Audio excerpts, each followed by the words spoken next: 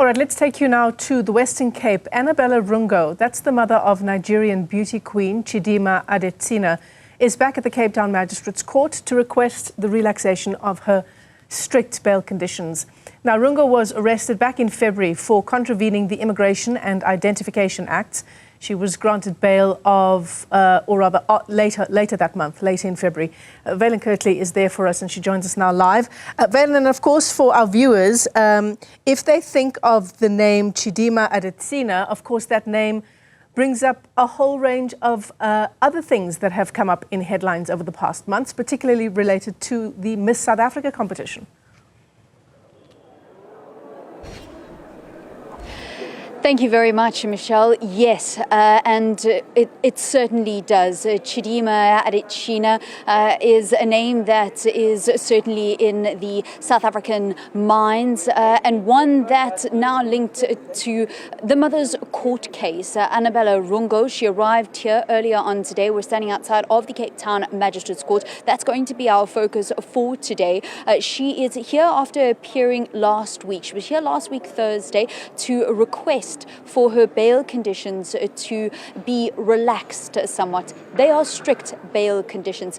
Among them, that she's under complete house arrest. She cannot leave the house unless it is to come to court or to consult with a legal representative. She is not to send, she is barred from sending anybody to the consulates or the embassies of either Nigeria or Malawi, but not limited to just those two countries' embassies. And also, she's not allowed to apply for any travel documents. So last week she appeared for the very first time since that bail application on the 27th of February, which was successful.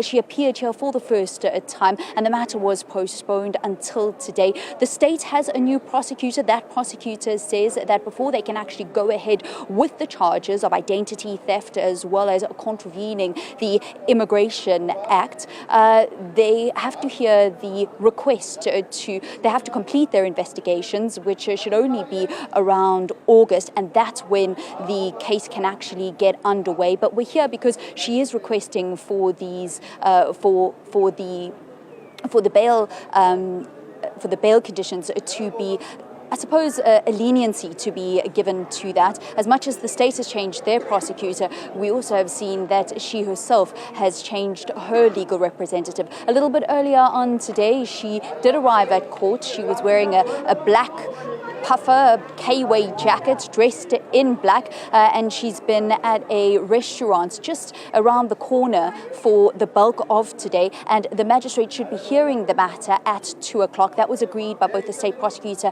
and her lawyer. So by 2 o'clock, we're going to be hearing whether or not they will in fact have leniency on those bail conditions, which, as stated, are rather strict, Michelle.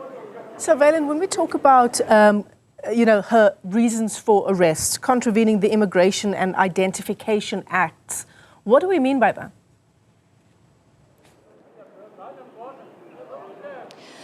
So, back in September, Home Affairs revoked her identity document.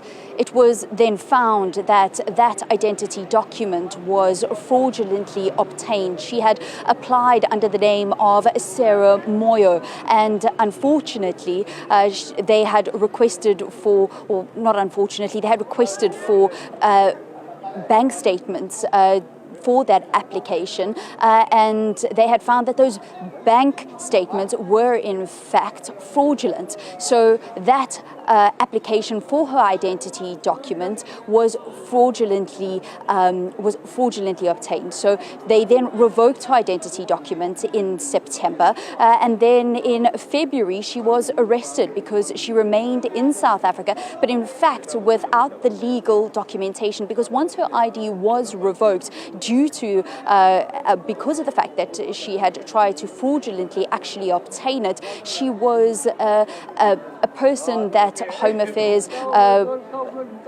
deemed as undesirable, and thereafter, because she remained in the country, SAPS could then arrest her because she remained in the country without a legal identity document. Legal experts say that the first case that will actually be heard will be in fact the the identity theft, because that would then have implications on the Immigration Act. So that is the order in which we are anticipating the court, when the case does get underway, which we believe will be in August, for the courts and the magistrate to then deal with it, looking first at that identity theft and that attempt to stay in South Africa fraudulently before the actual immigration status of Anabela Rungo is looked at.